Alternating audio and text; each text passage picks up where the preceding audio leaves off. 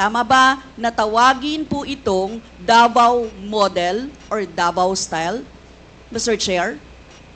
I cannot control the semantics. Mr. Chair, yes of or the no? metaphor. Davao style. Do not ask me to answer yes or no. You are not an investigator. Mr. Chair, tayo po ay nasa investigasyon kasalukuyan, Yes, Mr. but you Chair. are not an investigator. Why are you asking me to answer Mr. yes Chair, or tinatanong no? ko lang naman. Chair, point of Session order. suspended.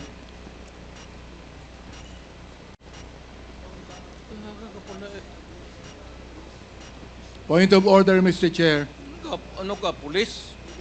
Ang tinatanong ko lang, sa particular question na yon, maaari naman siyang sagutin ng yes or no. And then the explanation, Mr. Chair. Opo, opo. Mr. Do Pres- not control my answer, kung Your Honor. This is not an inquisition. This is a democratic process of investigation. Okay, thank you, Mr. President. Now, Mr. Chair, I would like to direct my questions, Mr. Chair, to Rodrigo Duterte. Mr. Chair, noong October 28, sinabi ni dating Pangulong Duterte, under oath, sa harap ng Senado, and I quote, I and I alone take full legal responsibility sa lahat na nagawa ng mga pulis. Pursuant to my order, ako ang managot. At ako ang makulong, wag yung pulis na sumunod sa order ko. Ang tanong natin, Mr. Chair, the families of innocent extrajudicial killing victims are present. Yun po yung pinagsalita nyo kanina. So can the former president look them in the eyes and say once more that he takes full legal responsibility for the deaths of their loved ones, Mr. Chair?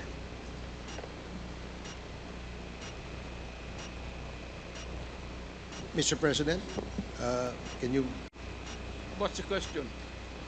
what is the question? Can you repeat the question? Mr. Chair, sinabi niya po na full responsibility. So, Mr. Chair, totoo ba yan? Correct. Very correct.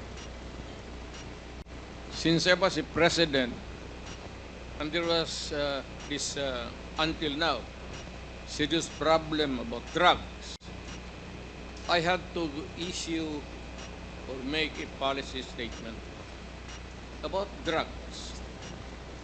At all that happened, yung nangyari pursuant to my order to stop the drug problem in this country, akin yun. Akin na akin yun. Ako ang nagbigay ng order kasi ginawa nila illegal or legal, akin yun. Thank you, Mr. Chair. I take full responsibility for it. Thank you, Mr. Chair. Yun po yung tanong ko. Yung families of innocent extrajudicial killings, kayo din. File the case in court. Mr. Walang Chair. problema. Nandiyan ang korte. Yes, Mr. Chair. Second question ko. Responsable kayo kasi polisiya nyo yon. Kumbaga, tatak Duterte. Dahil polisiya nyo rin yan, tama ba? Sa Davao, nung nasa Davao pa kayo. Tama ba na tawagin po itong Davao model or Davao style, Mr. Chair? I cannot control the semantics. Mr. Chair, yes of or the no? metaphor. Davao style. Do not ask me to answer yes or no. You are not an investigator. Mr. Chair, tayo po ay nasa investigasyon kasalukuyan, Yes, Mr. but you Chair. are not an investigator. Why are you asking me to answer Mr. yes Chair, or tinatanong no? ko lang naman. Chair, point of Session order. suspended.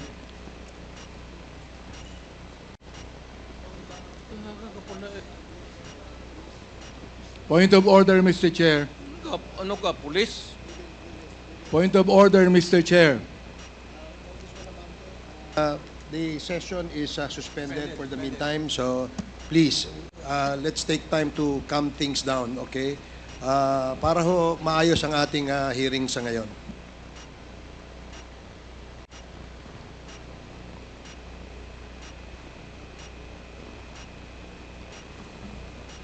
Hearing is resumed.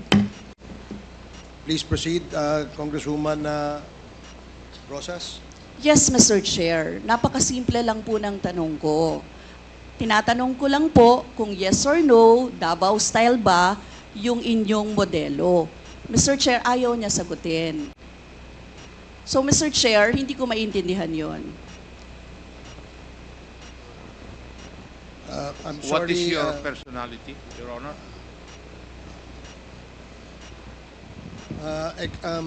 If I may, Secretary Bello, we normally, the committee does not allow the counsel of the witness to speak because the role of the counsel is limited only to counseling his client on his rights. Hanggang doon lamang po. But we cannot ask you to answer any questions that will be asked by any of the members. And that is what Thank you, is Your in the Honor. rules. Thank you, Your Honor. Actually, I'm not answering the question of Congresswoman Rosas, Your Honor. My point is, Your Honor, to allow the resource person to finish his answer. Okay, we will do that. Thank you, Attorney Bello. Thank you, Your Honor. Thank you. Congressman Brosas,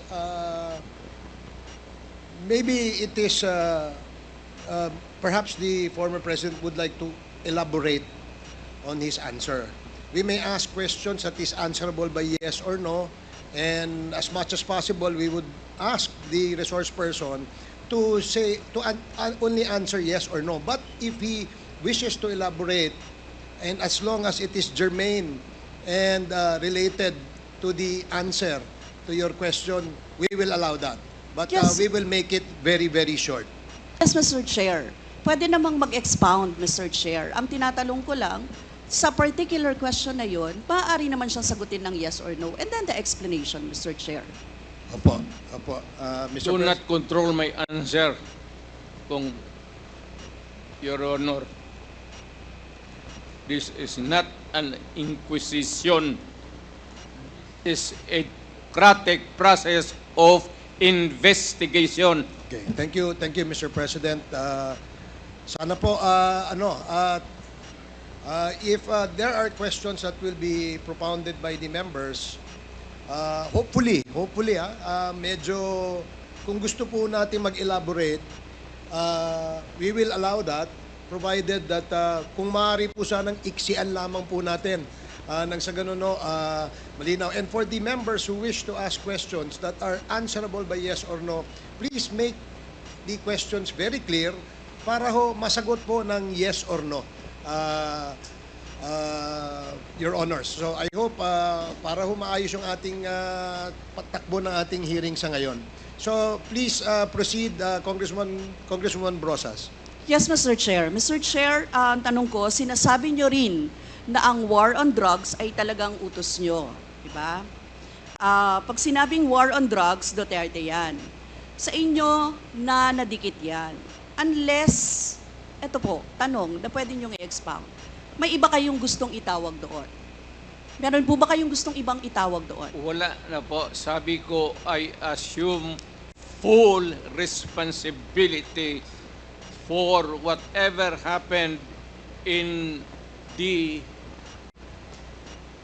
actions taken by the law enforcement agencies of this country to stop the drugs or the serious problem of the drugs affecting our people. Mr. Chair, next question. Nung naging mayor po kayo, sabi nyo naging safe ang Davao. Tama po ba? That would be that should be answered by a third person. I would not be answering that. It would be presumptuous of me to conclude. Hindi ako magsabi. I never said that Davao City was not publicly. Mr. Chair, as mayor, masasabi nyo na naging safe ang Davao sa panahon nyo? Talaga. Kasi Talaga. walang kriminal sa kalye, Talaga. walang snatcher, Walang snatcher. walang akyat bahay, Walang akyat bahay. walang magnanakaw, Walang magnanakaw. walang mamamatay tao. Walang mamatay tao. So yun po lahat, yes. Oh. So walang mga kriminal o walang insidente ng kriminalidad, bakit po? Merong mga incident, not totally. It would be a dream of a city not to have any criminal incidents or violence. Pero overall, Davao City was safe. If the test or standard would be that a citizen of the city can walk all over the city and men and children can go home safely, unmolested, undisturbed. That was the standard that I gave to the police of Davao City. Mr. Chair, I would like to ask, no, hindi ba nagkandamatay sila sa panahon na yon? Marami po. Sino-sino po ang mga pumatay? Wala akong listahan yan, ma'am. We have to go to the tawag nito. Hindi ko bit-bit. Ang bit-bit ko lang ho yung hindi. Mr. Chair, I would like to ask again, no? Sa inyo po na karanasan, kayo mismo ba pumatay? Ako? Marami. Mga 6 o 7. So Ewan what- ko kung natuluyan yung hindi ko na follow up sa ospital kung natuluyan. Quote ko lang, ipaalala ko ulit, Mr. Chair, kasi mula din ito sa Senate hearings, ano? I-quote ko lang po kayo, in Davao, I used to do it personally, just to show to the guys that if I can do it, why can't you? Correct. Sinabi niyo po yan sa mga business leaders sa meeting sa Manila.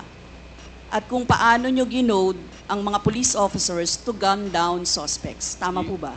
Yes, if they present a violent resistance. That's the only thing there. You can kill the criminal if you are personally in danger of losing your life too. Ito But ba, hindi mo pwedeng patayin yung kriminal nakahandcuff o nakatali. Hindi trabaho ng lalaki yan. ito pong second, Mr. Chair, na quote, kayo rin ito. And I'd go around in Davao with a motorcycle, with a big bike around. And I would just patrol the streets looking for trouble also. Manila Times po ito. I was really looking for a confrontation so I could kill. Sinabi niyo po ito. Yes. Nagdadasal po ako na nagmumotor ako na may mag-hold upper dyan. At kung maabot na kita, talagang patayin kita. At kung basta kriminal ka, wala akong pasensya sa kriminal. Pagka lumaban, patayan. So, Mr. Chair, kanina po kasi sinabi ni Duterte na he takes full legal responsibility. Yes. Siya ang mananagot at Yes. makukulong sa ginawa ng mga kapulisan. Yes. Kung sa inyo po ang policy, inaako nyo rin ang accomplishment nito. Yung lahat po, kasi kung naaalala ko sa war on drugs, yung mga accomplishment, may nahuli, nagbebenta, gumagamit, gumagawa ng droga. Lahat yan. Ma'am, if you are the city executive or mayor, lahat ng utos mo na ginawa ng police and all the consequences, sagot ko yan. Pati ang ginawa ng police, sagot ko yan. Pati po yung accomplishment kung may nahuli, enforcement of law yun, accomplishment din po yung na-confiscate na drugs. Tama ba? Lahat ng trabaho ng pulis, because you are the mayor, inutos mo yan, and the consequences, or sometimes is an incident can go right and go wrong. Protektahan ko yung pulis kasi ako ang mayor. Hindi magtrabaho yung pulis, matakot yan kung hindi mo bakapan. So lahat ng trabaho ng pulis, nung ako'y mayor, for the longest time, akin yan. So, Mr. Chair, alam niyo po ba kung ilan ang arrested sa mga drug operations at how much ang drug na na-seize nung time na yan? Ma'am, I was not notified in advance that I have to make an accounting for the arrested persons in Davao City. That is, I would not want to. That would not be a proper question. For a Mr. Chair, resource sabi person. niyo yung accomplishment report sa inyo yan. Accomplishment, yes. Accomplishment is another thing. But you see, to ask for the number of arrests or killings, that would be a stupid question. Mr. Chair, sinabi po ninyo na aakuin nyo lahat. Eh di syempre may accounting din kayo, Mr. Chair. At kabisado nyo, kahit nga kabisado ninyo kung ilan ang hinuli, ilan ang pinatay, ilan. Dapat may accounting kayo, Mr. Chair. And I believe, Mr. Chair, noong 2017, correct me if I'm wrong, may President's Accomplishment Report kayo, Yes, Mr. ma'am. Chair. Tanungin kita, where were you the other day at 4 o'clock in the afternoon?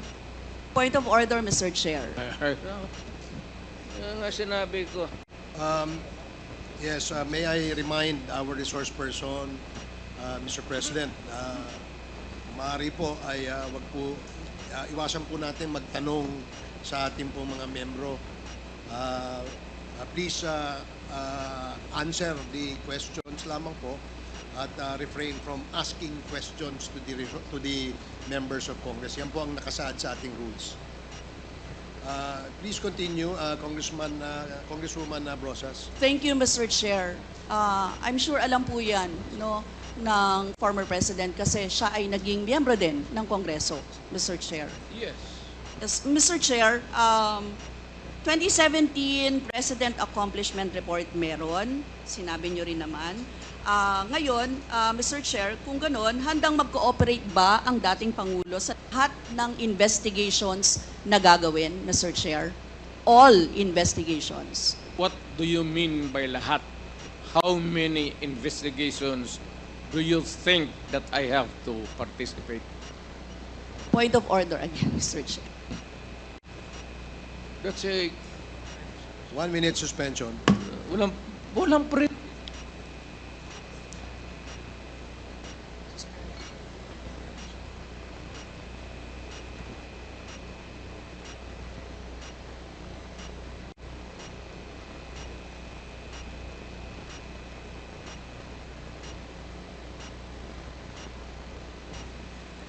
Hearing is resumed.